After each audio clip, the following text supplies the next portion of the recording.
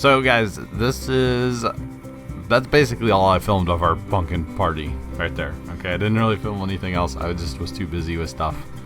And part of what I was busy with was making sure that all of the pumpkins had been picked out of the garden so that we could actually disc the garden that night on our pumpkin picking party day. And so I had lots of children and adults help us get all the pumpkins out of the garden. And we piled them up on what used to be our old house where that kind of hill is and the grasslands of the farm there. And I got on the disc and decided to get her done because our theory was that we were going to plant rye the following Wednesday because our pumpkin party was on Sunday. Plant rye on Wednesday. Great, right? Yeah, you'll see what happens with that here in a little bit. So you guys can tell the sun angle is low. It was getting dark. I mean, the sun was still up, but it was getting pretty late in the day here by this point. And I don't know how well you guys can tell from this angle, but I wasn't able to go very deep in the garden because that ground is like rock hard right now. .com here today with another on the farm video. So today is the day we are planting our rye. We are going to use all the tractors, well, except for this simplicity. We got the Case 995 here. We've got the disc on it because, you know, why not? And we've got the harrow on it back there as well. Then if you come over here, we've got the Power King 1218. This will be used mostly for the seed spreader that we've got. We'll probably also use it for the roller because of the bigger tires. You don't sink in as much. So right here we got the Power King 1614, and we've got it on the rotary head.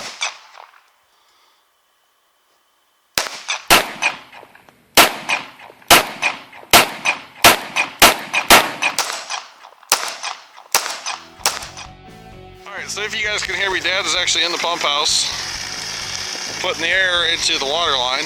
As you saw, we have a special little adapter that we made up to go from air line to garden hose. So he's going to go ahead and blow this out. The reason we're doing this line is, yes, it is a frost-proof hydrant. If you guys don't know what that means, you can leave the water on all winter. And it's about 3 feet in the ground here. And it won't freeze. But we have our bathroom and that will freeze. So we're going to go ahead and blow this out, and we'll blow the bathroom out in a little bit too.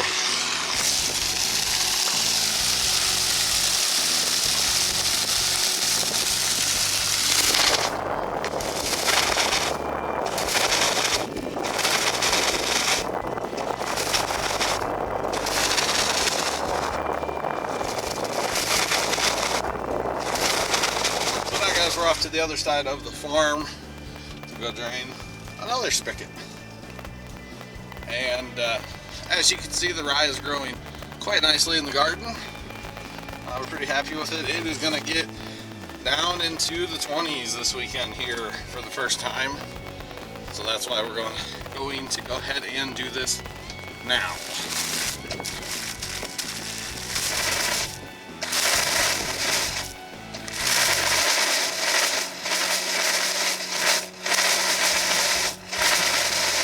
As I said, I was making some stakes for my Christmas display. So I was cutting 1/2-inch rebar there, and now I'm back at the bender, and I'm bending 1/2-inch rebar. And I don't know if you guys have ever bent 1/2-inch rebar, but it's not the softest thing out there. It takes a little bit of muscle to bend that stuff around. So yeah. So these stakes right here, it's 1/2-inch rebar. It's about 2 feet long, actually like 28 inches or something. And you bend that loop-de-doo on the top there, and what that allows you to do is to pin something down and keep people from stealing it. Now these other ones, as you saw there, I cut the loop off, so now I'm welding the loop back on, and you'll see it here in just a second. What I'm doing here, this is for some of my other stuff. I got a couple different stake designs that I use because I don't want anybody to steal my stuff. So yeah. So you can see the loop that I cut off, I welded back on. This is a John Deere tiller. We're going to put that Briggs & Stratton engine on. It's a 5-horse engine we bought off a friend's dad or something, kind of. So look at that. It's kind of like a Christmas tiller. Originally, this would have had a Tecumseh engine on it back in the diesel, Dad said. And yeah, so we've had this tiller for a while. We didn't have a engine to put on it, and now we do. So we got it fired up. I'm not sure what year that engine's actually from. It is old. It is definitely old. But it runs quite well. And so the other day, we took our Fairbanks Morris Model Z engine to the farm. Now, this is the engine that has long been anticipated to come to the farm. This is our dad's, and I didn't actually know that he had this until not too long ago. This is obviously a stationary engine that would run a flat belt to run like a water pump or a washing machine or something of that sort back in the day. We believe that it's from around 1938. The Fairbanks Morris engines from, I think, this is all going from what my dad said. From before that, they were hit and miss engines. This is not a hit and miss. This is a continuous running engine. So it's like a modern engine where it runs all the time instead of hit and miss like the old hit and miss engines, obviously. So here's the first time this sucker had, spark plug wires all hooked up. We do need a new spark plug. It's broken in a few pieces, but we made it work to get this thing to run. And there it is. It is actually running. Right now we don't have any fuel in the fuel tank, so that's why Dad's using carb cleaner to make it run. We just wanted to see if it would actually hit and run, and to our amazement, it did. So we were really surprised by this. Like I said, it's been sitting about 25 years or so. Not really sure how long it's been sitting. So like I said, we were just really, really shocked that this thing would that it even had compression. And I guess that's a testament to, the way stuff used to be made. But like I said, it's been sitting about 25 years. My dad bought a machine company years ago in our town, and then he turned it into a hardware store, and then turned it into a lawn and garden shop. And this engine was just sitting in the basement of his shop when he bought it, and not really sure where it came from or what it did.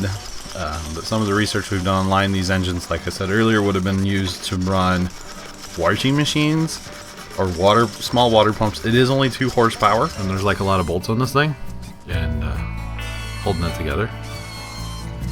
So kind of funny. And blue gloves for the win, because you'll see in a second here, it's gross. So now we need to get the big pulley off the top, and Dad's using like an air hammer, I guess you call that. Air chisel, hammer, whatever. Boom, comes right off. You didn't see the other like 20 minutes where we were beating on it, but it looks so easy. So there's one bolt hiding down under there. Kind of a pain to find, but no big deal. And there's the inside of the transmission, hence the blue gloves now. This is nasty, nasty stuff. And this whole transmission is aluminum, and I thought about saving it to melt down this winter, but I didn't really want to clean it. I mean, it's gross. So I decided just to get rid of it. It'll go with the tractor and get recycled eventually. Okay, so see here, it's frosted. It's got the hole in the bottom. You put the candle in. And then we actually put just a little bit of, clear packing tape or whatever to kind of hold the candle and to keep it from falling out then when you pick it up. Dad's just going to straighten the candle up here with this pry bar. And then we actually take a kitty litter. Now, I've actually had this kitty litter. I think this is the 4th year I'm using it in my luminaries. I just keep, dump it back in the kitty litter container and use it again next year. You lose a little bit every year when the candle melts down. It's kitty litter. It clumps on liquid, basically, on the wax then. So you lose a little bit every year, but it's not too bad, really. And basically, you're just putting this in here, A, to help hold the candle, and B, to weight it down, actually, so it's not like if there was wind, it wouldn't blow away. That's the reason we're actually going away from the bags. We used to do paper bags. We'd go to like a local grocery store and we'd buy it from there. And last year, it was so windy on Christmas Eve that like half of the bags, they would kind of like start to fall over the top because you can't really hold it, and then they would burn.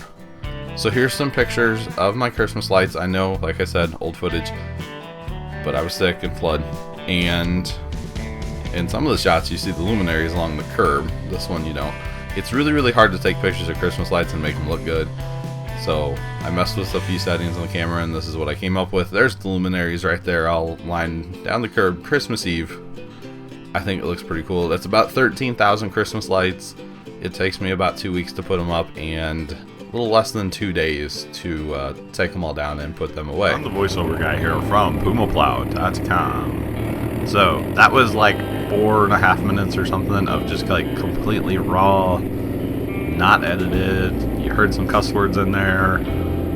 Just kind of raw footage that we got from the farm. So this was our flood preparation video, I guess we'll call it. And so we spent like 2.5, 3 days down there, and that was kind of the scary part, was the traffic.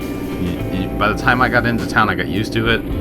I drove the second half, and it was the town side, so there was a lot more traffic than the first half. The first half was just all like country roads, and there was really nobody out there. So as you get closer and closer to town, there's more and more people. This is the flooding video, like I promised last week in the flood prep video. The whole go-kart track. No, it's underwater. So this is the first time that I got to go to the farm, kind of after all the rain we had. We had like, 10 inches of rain or whatever. And believe it or not, none of this is river water. This is all rainwater that couldn't get out, basically, because the river is so high. And if you guys remember those floodgates, all this water, all the way from like town, all the way out to the country there, all has to drain out through those floodgates. And when the river's high, the floodgates are closed. The water can't get out. So, basically all the water that you see in this video really shouldn't be there. I mean, that's a horse pasture right there. So that's a cornfield. There shouldn't be any water there, but kind of happens. That's more horse pasture, actually. There's a couple little horse pastures down there. So there's like a ditch under the road, and we actually had to drive through water. I know they say turn around, don't drown, but the water was only a couple inches deep. And if we were to say get washed off the road, you're just going to get washed into a field of standing water, that water that's not running. So it's, I don't recommend driving through flooded water, obviously. It's very dangerous, but, you could see here, we would wash into the ditch, we could walk out of it if we needed to. We're not driving through a raging river, per se, because that's just not what it is. It's just like ditches that are too full. So more fields that just shouldn't have water in them, but 10 inches of rain, washing across the road here again.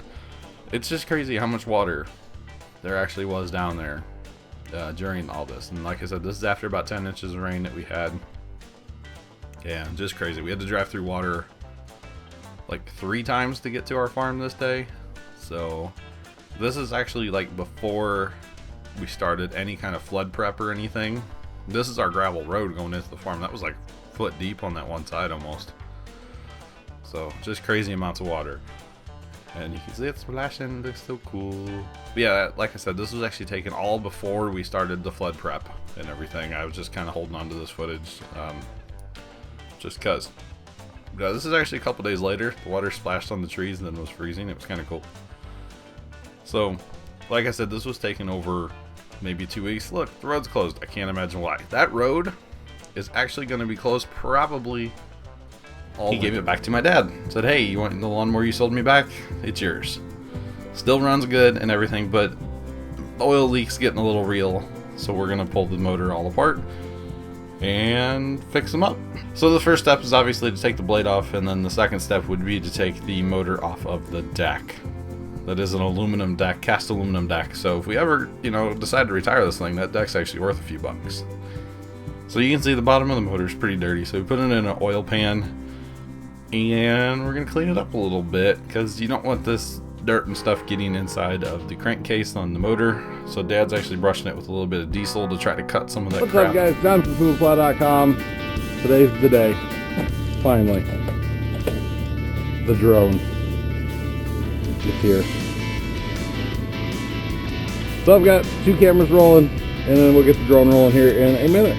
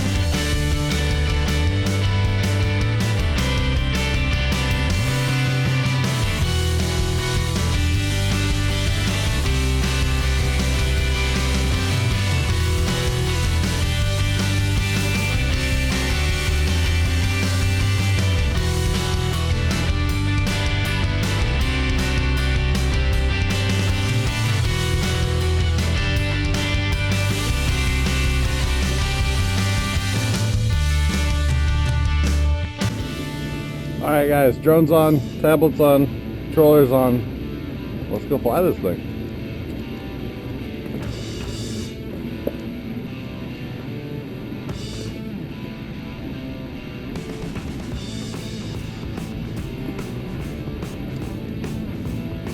I'll do an auto takeoff.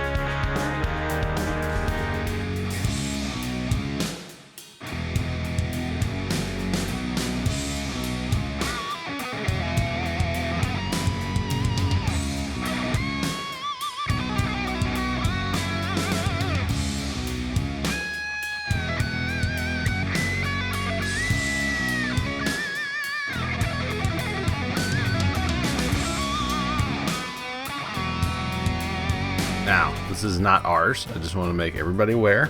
Our dad works at a rental yard, and they just bought this Vermeer mini. I keep wanting to call it an excavator. I know it's not an excavator, but that's what I keep wanting to call it. It's a mini skid steer, front loader, whatever you want to call it. It's a Vermeer. It's brand new. It had 7 hours on it before we ran it.